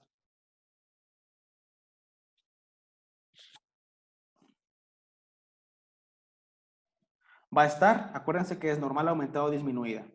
Disminuida, va a estar disminuida. La reabsorción va a estar disminuida. Ojo, la reabsorción está disminuida por la falta de transición, no porque las vellosidades tengan un problema. Las vellosidades están bien. El problema es que no le llega que reabsorber. Entonces, si no sale líquido cefalorraquídeo, no llega acá arriba. y si no llega acá arriba, no se reabsorbe. ¿Ok? ¿Sí quedó claro? Entonces, si aquí te preguntaran, en este paciente, cómo está la función de las vellosidades? ¿Tú qué contestarías? Muy bien, normal. Pero ¿cómo está la reabsorción? Disminuida. Perfecto. Las características ya te las mencioné. Son pacientes que van a llegar, si es un adulto, con dolor de cabeza. Si es un niño o un bebé, pues va a llegar con un aumento del perímetro cefálico. ¿Ok? El diagnóstico, pues es por estudios de imagen y por clínica. Y el tratamiento, si te preguntan, el tratamiento es una derivación. Eso sí les han preguntado, derivación. ¿Qué es esto? Al bebé aquí le ponen una bomba y esa bomba se comunica con otra parte del cuerpo. Y este líquido, que es un ultrafiltrado del plasma, regresa a la sangre. ¿Ok? Esas son una derivación.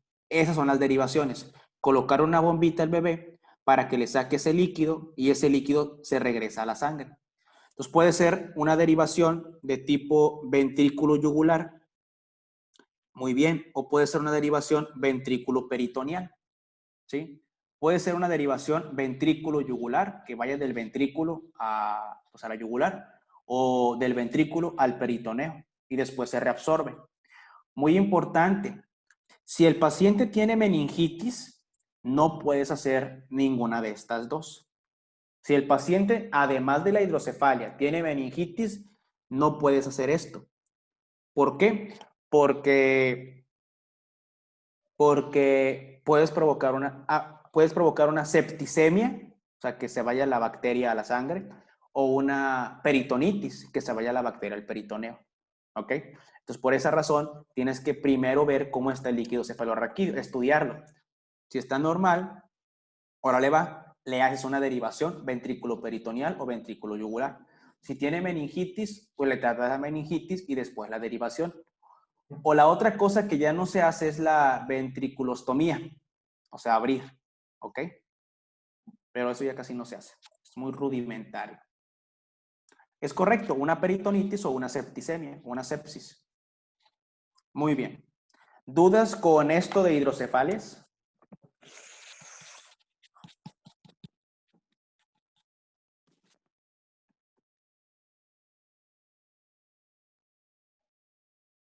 Muy bien. Y bueno, ya por último, pues tenemos, ahí viene que hablemos acerca de la barrera hematoencefálica, pero pues la verdad es que no preguntan mucho de la barrera hematoencefálica.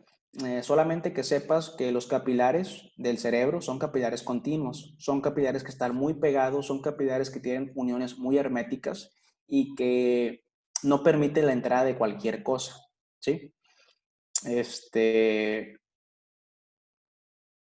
También recordarte que además de los capilares, también entran las células de la glía, los astrocitos. Las prolongaciones citoplasmáticas de los astrocitos pueden o no pueden, forman parte de la barrera hematoencefálica. Y aquí nada más recordarte que hay dos diferentes tipos de astrocitos, el astrocito protoplasmático y el astrocito fibroso. El astrocito protoplasmático, que lo voy a escribir, el protoplasmático, y el fibroso. ¿Ok? El protoplasmático es el astrocito que forma la barrera hematoencefálica en la sustancia gris y el fibroso es el que forma la barrera hematoencefálica en la sustancia blanca. Bien fácil de aprendértelo. Fibroso, sí, astrocito fibroso forma la barrera hematoencefálica en donde hay fibras y en donde hay fibras en la sustancia blanca. ¿Ok? Y el protoplasmático en la gris. Muy bien. Entonces, barrera hematoencefálica son capilares continuos más prolongaciones citoplasmáticas de astrocitos. Te pueden preguntar esto. El oxígeno y el dióxido de carbono pueden entrar fácilmente por la barrera hematoencefálica porque son gases y son liposolubles. Y el mecanismo que utilizan es difusión simple. ¿Okay? La glucosa. ¿Cómo entra la glucosa al cerebro? ¿Cómo entra la glucosa? A la neurona, difusión facilitada, ¿sí? Primero, aquí es muy importante, entra al endotelio por GLUT1 y entra a la neurona por GLUT3. La neurona tiene GLUT3 y el endotelio tiene GLUT1. La glucosa tiene que pasar primero por el GLUT1 para llegar al endotelio y para llegar a la neurona por el GLUT3. ¿Ok? Y ya por último, te pueden preguntar esto. ¿Qué estructuras del sistema nervioso central no tienen barrera hematoencefálica? ¿Sí? Las estructuras que no tienen barrera hematoencefálica son los órganos circunventriculares. Estos sí los han preguntado. Órganos circunventriculares carecen de barrera hematoencefálica. ¿Sí? Y son los que están ahí. El área postrema, que es un área para el vómito, es lógico que no haya ahí barrera hematoencefálica. Si tú ingieres un veneno o si te intoxicas, imagínate si aquí hubiera barrera hematoencefálica, ese veneno o esa toxina no sería identificada y no vomitarías y la absorberías toda. Sin embargo, esa área está desprovista de barrera hematoencefálica para protegerte. Alguna toxina, algún veneno, lo capta esa área, vomito antes de que se absorba completamente. Ok. También tenemos a la glándula pineal, el órgano subconmisural, el órgano subfornical, el órgano vaculoso de la lámina terminal, la eminencia media y la neurohipófisis. ¿Cómo han preguntado esto? Esto lo han preguntado así directamente. ¿Qué órganos o qué estructuras carecen de barrera hematoencefálica? Y la otra forma la han preguntado con lógica. Te ponen un caso clínico de un sujeto y te dicen que ese sujeto le administraron una proteína marcada. Proteína marcada. Y después le hacen un estudio de imagen y te preguntan en qué parte del sistema nervioso central esperas que se acumule esa proteína. Entonces tú vas a responder en cualquier órgano circunventricular. ¿Ok? Entonces, esa proteína marcada se va a acumular solamente en las regiones que no tienen barrera hematoencefálica, porque la proteína atravesaría fácilmente. En las demás regiones, como tienen barrera hematoencefálica, pues no pasaría. Sí, es la glándula pineal, órgano subconmisural, órgano subfornical. Básicamente, Andrea, son todos los que están aquí. ¿Sí? Órgano vaculoso de la lámina terminal. Ojo, el órgano vaculoso de la lámina terminal se abrevia así. Se abrevia así. Órgano vaculoso de la lámina terminal, la neurohipófisis, la eminencia media, el área postrema. Muy bien. Y pues bueno, eso sería pues todo. Por ahí ahorita les voy a mandar un examen. Todavía no se salgan de la sesión, permítanme tantito, ya sé que están cansados. Ahorita les voy a mandar un examen, es un examen proyectado para que lo hagan y ya cuando lo hagan les voy a mandar las respuestas del examen 1. Ahí dice una clave, dice clave 01 y clave 02. Les mando las respuestas para que vean cómo les fue de los dos exámenes. La verdad, chicos, yo les deseo mucho éxito el día de mañana en su examen. Que les vaya muy bien, no se pongan nerviosos, échenle muchas ganas, la verdad es que están bien preparados, repasen. Mañana les voy a mandar un audio con los temas o con las preguntas que han hecho con más frecuencia. Han contestado aquí conmigo en el grupo, también estuvieron con Per en la práctica de laboratorio. Échenle muchas ganas, no se estresen, no se bloqueen, duérmanse temprano, coman antes de hacer el examen.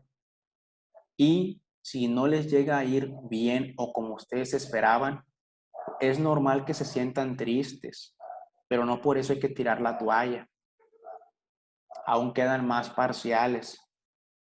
He tenido gente que ha venido conmigo y han reprobado 1 o 2 y al final del día logramos sacar el barco a flote, siempre con un trabajo en conjunto. Inclusive una persona no puso el primero ni el segundo, agarró la onda, leyó antes del curso, ponía atención en el curso y repasaba después del curso y la rompió. En endocrino sacó 80 y tantos, cardio 80 y tantos y el quinto parcial 80 y tantos y al final pasó. Entonces, si repruebo el primer parcial, Benito, ¿ya reprobé todo oficio? No, chicos, no. No es como anatomía. Aquí son 5 parciales. Y sí lean lab, porque lab les puede salvar el semestre. Contesten las prácticas que sus doctores les pongan. Y pues vayan a sus clases. ¿Para qué? Porque de repente sí han dejado, una vez sí dejaron sin presentar por faltas. Casi nunca lo hacen, pero lo pueden hacer. Entonces, vayan a sus clases. Cualquier duda que tengan, pues mándenme mensaje, voy a intentar contestarlo. Y pues como les comentaba, el lunes vamos a empezar ya el curso del segundo parcial. A más tardar el sábado y repórtense con Checo para saber si los tomamos en cuenta o aceptamos a la gente que nos ha estado mandando mensaje. ¿Ok?